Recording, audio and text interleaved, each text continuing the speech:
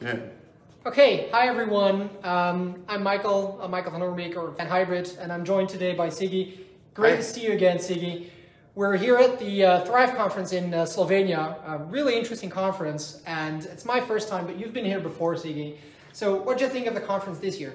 Well, the conference is always a smaller conference, so but with a great lineup of speakers. A lot of MVPs are here, yeah, and that's your opportunity basically to see us, to ask us questions, yeah, to discuss with us, yeah, and it's amazing to be in Slovenia this week, yeah.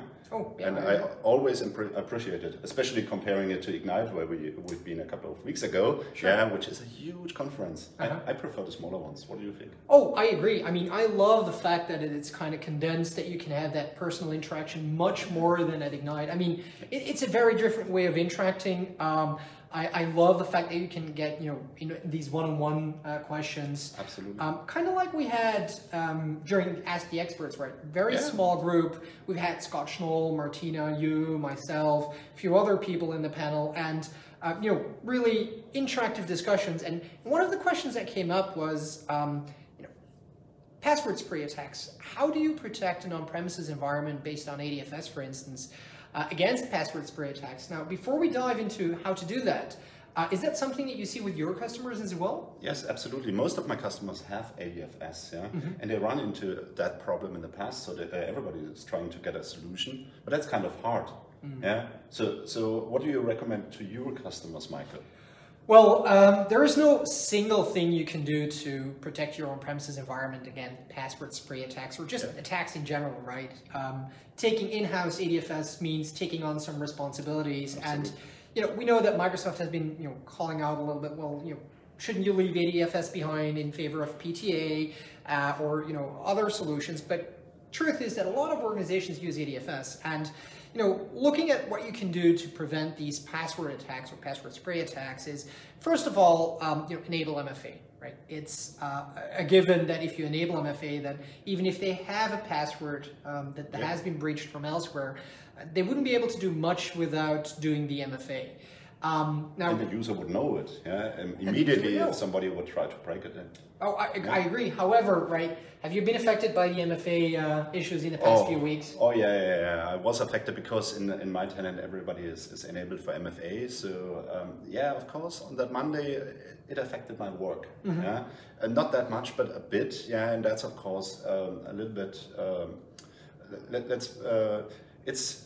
It's preventing you from sending email or opening your SharePoint stuff, yeah. And if you're really depending on that, of course, that's a reason not to enable everybody, yeah, at that point. Well, most companies that I've seen were affected only because they enabled MFA, not for all the users, but for the admins. Yeah. So at that point, the admins were quite kind of locked out, but you can get around that, and if you have like one account that is not enabled, yeah, with a special password, of course. Yeah, but what about you? Were you affected? Do you use MFA? Well, actually, I wasn't, because I do use MFA for a lot of my services, but I use conditional access very much, which means that if I'm logging in from specific locations and if I'm using my known registered device, they won't trigger MFA. So I'm also using Hello for Business. So I've already done my MFA without having to be challenged again, which didn't cause me to experience the issue in my normal work situation. If I would have been traveling, then I would have been prompted for MFA and I would have run into the same issue. Yeah, and that's definitely a good recommendation to enable MFA only with conditional access. So you have locations where MFA is not enabled. So in the case of any failures, you can still log in and turn it off. Yeah. But let's talk about our sessions tomorrow, huh, Michael? So, good idea. Yeah. So you have one session, correct? Yes. So my session tomorrow is not about hybrid. Go figure. Well, it is kind of, but different. You left it to me. I left Exchange Hybrid to you this time. Yeah. I'm talking about how you can extend your on-premises environments with cloud capabilities, but not just cloud voicemail as you know for Exchange 2019, but Azure capabilities, like can you use Azure to host Exchange, or Azure Traffic Manager, how can you use that for Exchange?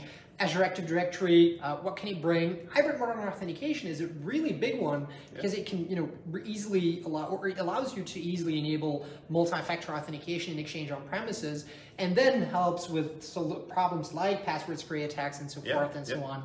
So that's what my session is about. But how about yours? You've got 2, right? Yeah, I got 2. I got one on Exchange 2019.